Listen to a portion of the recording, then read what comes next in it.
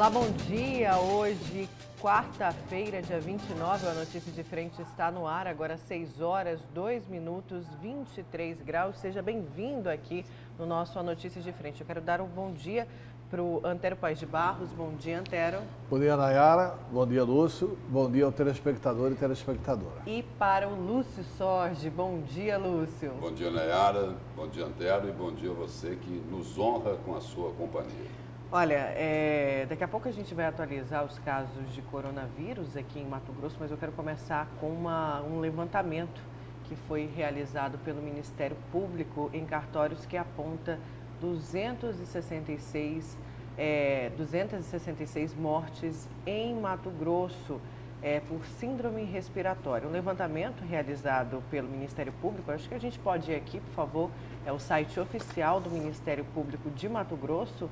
A matéria está publicada no site oficial deles, aqui Síndrome Respiratória Aguda. Um levantamento realizado pelo Ministério Público do Estado de Mato Grosso junto aos cartórios de registro civil de pessoas naturais aponta a ocorrência de 266 óbitos por síndrome respiratória aguda no estado entre dia 28 de fevereiro e 27 de abril deste ano.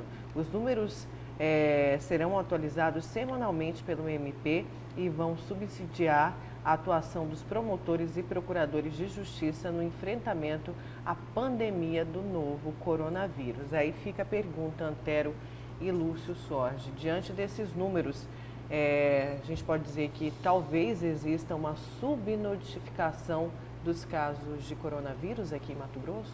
Bom, é evidente uma subnotificação do coronavírus no mundo inteiro. Não é Mato Grosso, não. No Brasil e no mundo. Mato Grosso, Brasil e mundo.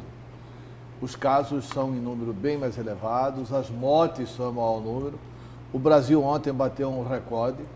O Brasil ontem teve mais de 440 mortes ontem. A situação do Brasil é alarmante. Tem estados onde a situação é de chorar. Estado do Amazonas, Passamos a China. Passamos a China, ganhamos. A China tem 1 bilhão e 300 milhões de habitantes e o Brasil passou a China.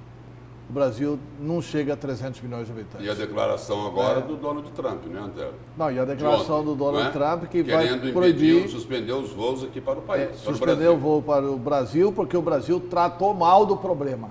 Trata mal do problema. Ai do Brasil se não fosse o Mandetta, que o Mandetta tentou conter aquele genocídio.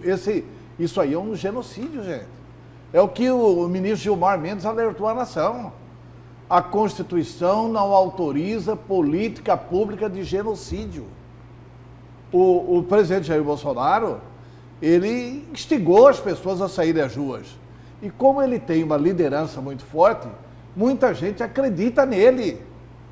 E aconteceu essa tragédia. E ontem, indagado, ele falou, e daí? O que eu tenho de ver com isso? Não tem nada a ver com isso. Quer dizer, o Brasil não tem um presidente que ajuda o país a sair da crise. Né? Esses cadáveres, é evidente que essa conta vai ser cobrada. Né? É evidente que essa conta vai ser cobrada e que o presidente Bolsonaro será chamado a se responsabilizar por isso, pelo menos politicamente. Né? Se juridicamente não houver uma solução, pelo menos politicamente ele vai ser responsabilizado por isso. Mas aí tem duas coisas aí que elas são bem distintas nessa pandemia, nesse caso aí, né? Nessa abordagem. Uma é as pessoas que são contaminadas pelo coronavírus e que têm a subnotificação, mas que são pessoas vivas, né? E também é um número exagerado, né? Não, que não está notificado. Que né? também tem a notificação. O outro caso são do número de mortes por síndrome respiratória aguda que não é efetuado o teste lá do coronavírus para saber do que é exatamente do que essas pessoas morreram. E aí é o seguinte, as autoridades, o poder público tem como checar isso, né? Tem como checar, né? Quer dizer, se chegou lá o atestado de óbito, lá no cartório do registro civil, a causa-morte de síndrome respiratória aguda, e aí? Não pode se obrigar a se fazer esse teste? O poder público ser obrigado a fazer esse teste para testar se é coronavírus ou não? Aliás, cumprimentar a iniciativa inédita no Brasil do Procurador-Geral de Justiça de Mato Grosso, né? Dr. José Antônio Borges, que determinou esse levantamento por parte do Ministério Público. Pode ter certeza que isso vai virar regra nacional. Os outros 25 estados e mais o Distrito Federal vão imitar a correta iniciativa. Já está acontecendo isso. Do Ministério Público de Mato Grosso. Já está acontecendo isso. Então, parabéns ao Procurador-Geral José Antônio Borges. E a gente continua falando de saúde, porque diversos profissionais, a gente vai falar agora de educação. Diversos profissionais de educação de Mato Grosso estão passando por necessidade diante desta pandemia. Eles seriam contratados no início do ano com as aulas suspensas, eles estão sem receber, são aí os professores contratados, né, que acabaram ficando sem nenhum tipo de dinheiro, sem nenhum tipo de renda diante desta pandemia. A Nayana Bricá, ela conta pra gente essa situação. Cerca de 8.000 contratos temporários aguardam efetivação aqui em Mato Grosso. Por conta disso, muitos profissionais do ensino público estão sem receber salários desde janeiro. O presidente do Sintep, Valdeir Pereira, está com a gente. Valdeir, com a pandemia, essa situação acabou piorando para os profissionais da educação, não é isso? Exatamente. Com a expectativa do início do ano letivo, que seria dia 23 de março, foi suspenso e o governo não cumpriu o edital para a contratação dos trabalhadores da educação, mesmo o pessoal já estando aí na expectativa de que seriam contratados e já iniciariam as suas atividades aí no dia 20, antes do período da suspensão das aulas.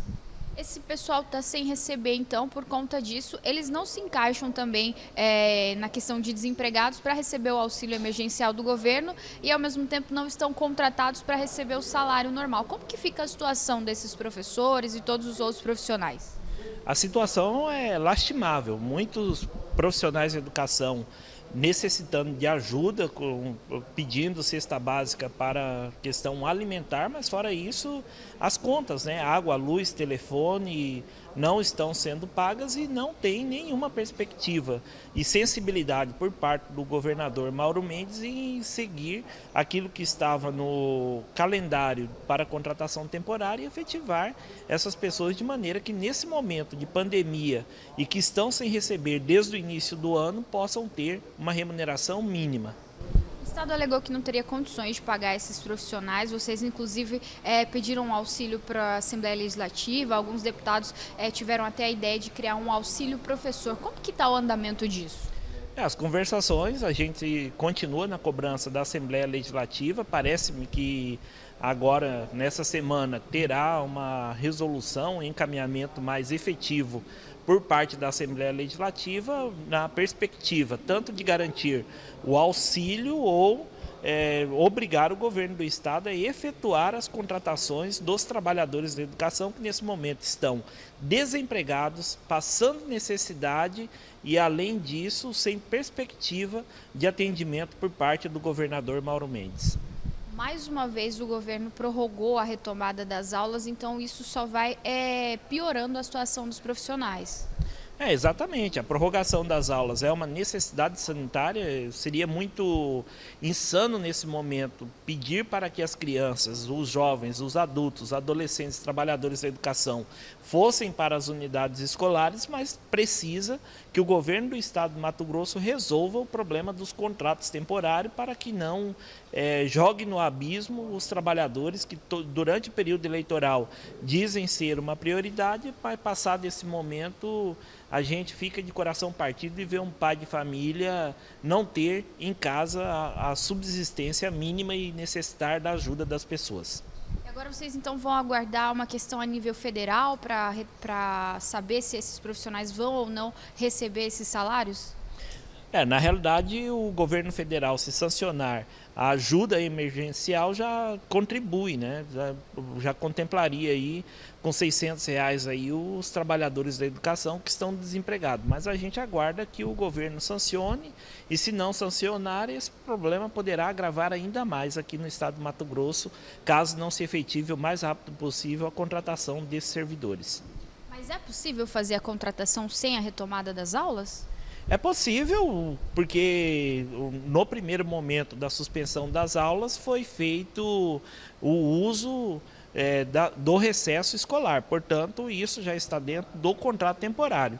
E hoje, estranhamente, olhando o Diário Oficial, há diversas contratações, inclusive para aulas adicionais, nesse período que as escolas estavam fechadas. Portanto, o governo do estado ele está sendo maldoso nesse momento com os trabalhadores da educação do segundo calendário, que, para quem está nos acompanhando, são as escolas que fizeram greve no ano passado, e ele está utilizando isso para retalhar os trabalhadores da educação. Não podemos chamar de outra forma, não, porque se o governo quisesse, ele tinha feito isso. A posição por parte do Tribunal de Contas aqui do estado de Mato Grosso, apontando sobre a questão de contratos temporários, o Ministério Público, que até agora silenciou, precisa efetivamente ter uma posição. Já solicitamos audiência, mas o governo literalmente está com birra com esses trabalhadores da educação e precisa efetuar os contratos o mais rápido possível, uma vez que historicamente os trabalhadores têm o compromisso com a reposição ao retorno das atividades e o cumprimento dos dias letivos. Muito obrigada, então, pelas informações. Valdir Pereira, que é presidente do Sintep Mato Grosso. Como ele disse, são aproximadamente 8.000 contratos que aguardam efetivação aqui em Mato Grosso. As imagens são de João Páscoa, com apoio técnico de Tarcísio. Nayana Bricá para a Notícia de Frente. Então seria uma retaliação do governador Mauro Mendes aos profissionais que fizeram greve, Antero? Olha, deixa eu colocar uma posição, é o seguinte. Primeiro, eu acredito que a cidade inteira, o estado inteiro, todo mundo que conhece a vida de professor, é favorável à contratação de professor. Não é possível que as pessoas sejam contrárias à contratação de professor. Segundo, não dá para desresponsabilizar esse aí, líder do Sintep. Porque o Lúcio estava aqui comigo, não sei se era você ou se era Edivaldo, na época, nós tivemos a oportunidade de dizer aqui, quando da greve, olha, essa greve não leva a nada, eles não vão ganhar absolutamente nada nessa greve. Tem que saber entrar em greve, porque o difícil é saber sair. Terceiro, os que não entraram em greve, graças a Deus, mais de 60% das escolas, os interinos estão todos contratados e estão recebendo mesmo sem dar aula. Mas é que o calendário escolar deles já havia começado.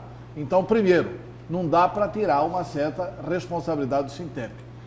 Segundo, o Lúcio, até aqui fora do ar, argumentava uma coisa corretíssima. Teria que fazer um acordo com o Tribunal de Contas do Estado e com o Ministério Público, autorizando essas contratações. Poderia ser esse o caminho, desde que o Ministério Público cumprisse. Porque eu me lembro de acordos feitos pelo Ministério Público, vou citar aqui do Wilson Santos. O Wilson Santos desenvolveu o projeto da Cidade Limpa em Cuiabá.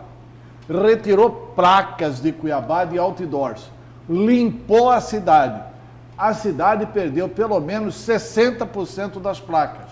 Mas era para ter perdido 70%. Mas ele acabou celebrando um acordo com as empresas de outdoor. Esse acordo foi autorizado pelo Ministério Público. Depois disso, o Wilson foi condenado. O mesmo Ministério Público processou o Wilson. E sabe qual a argumentação do Ministério Público? Quem fez o acordo foi outro promotor.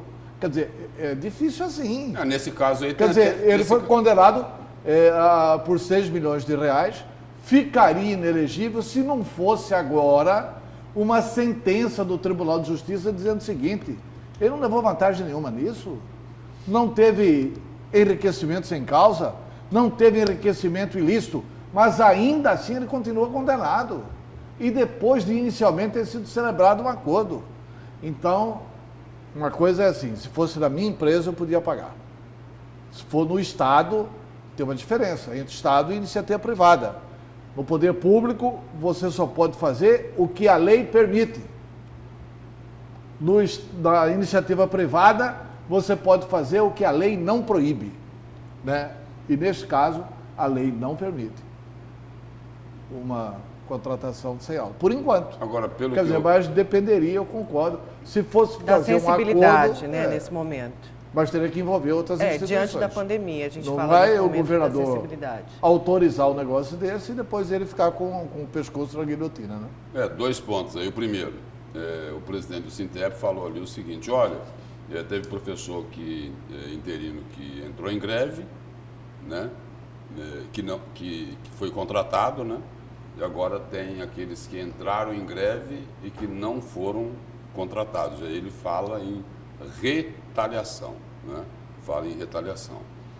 Então é preciso observar bem isso. Está ocorrendo a retaliação ou não? Esse é um ponto. O outro ponto é que nesse acordo aí com o Ministério Público, ao invés de ser feito lá por um promotor, né, pode ser o seguinte: pode ser um acordo celebrado ou avalizado pelo procurador-chefe do Ministério Público, porque aí depois não tem como contestar isso, né? E resolver esse problema aí, independente aí desses detalhes, se entrou em greve, se não entrou em greve, resolver o problema de 10 mil famílias que estão passando necessidade num momento aí tão grave aí para o Estado e para o país também, né? Só ressaltando o seguinte, né? Os professores cujas aulas não voltaram, mas que são efetivos do Estado, estão recebendo.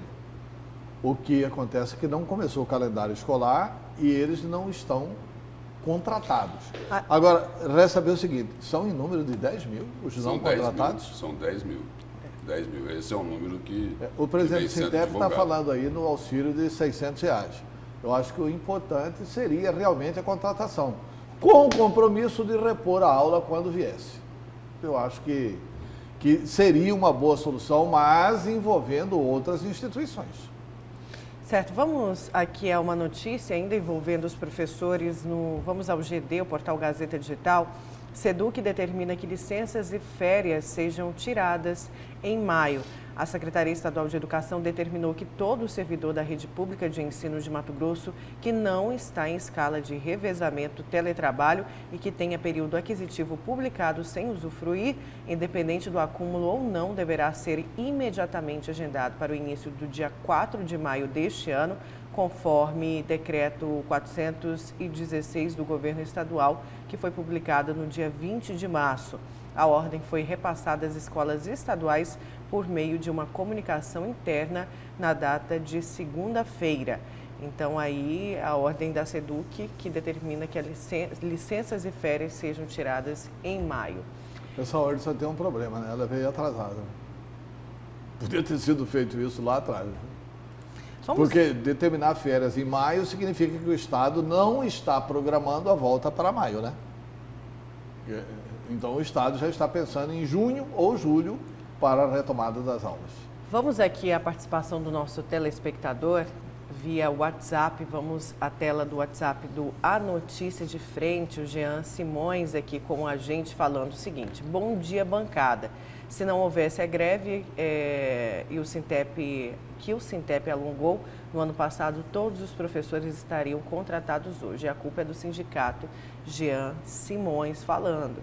E é o que a gente disse, né? Mas é um momento também de sensibilidade. Vamos aqui ao Jaime de Rondonópolis. Bom dia, bancada. O Brasil está sem governo. Cadê o Congresso Nacional?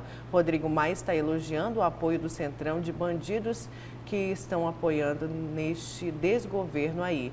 É o Jaime de Rondonópolis. Mais uma participação aqui quando a gente atualizou os casos, né, do coronavírus. Bom dia, bancada. No carnaval não houve propagação de vírus chinês? É o Luiz do Baú. Mais uma participação. Houve sim. É evidente que houve. Sim, tanto que a data aqui também pega o mês de fevereiro, né? Bom dia. É alarmante o número que divulgam de mortes da Covid, mas ninguém morre mais de dengue, malária, chikungunya e outros. Você vai nos hospitais, estão vazios, cirurgias suspensas, os governadores só querendo verbas, contratando enfermeiros. Não tem como remanejar os funcionários dos hospitais que estão vazios, tipo Hospital São Benedito, Metropolitana, Policlínica, Posto de Saúde, Pronto-Socorro. Acho que procuram. É a participação do nosso telespectador. Agora vamos com o Bruno Pinheiro. Vamos lá com o Bruno Pinheiro ao vivo. O Bruno Pinheiro que vai trazer informações para a gente sobre a Prefeitura de Cuiabá, que está autuando estabelecimentos por descumprimento do decreto, viu? O comércio começou a reabrir as portas, mas já me parece que tem autuações. O Bruno Pinheiro ele vai contar para a gente aí, vai trazer essas informações. Já temos o Bruno Pinheiro ao vivo? Ou vamos deixar para chamar depois? Temos sim. Bruno, bom dia. Já tem aí um número de estabelecimentos que estão sendo autuados?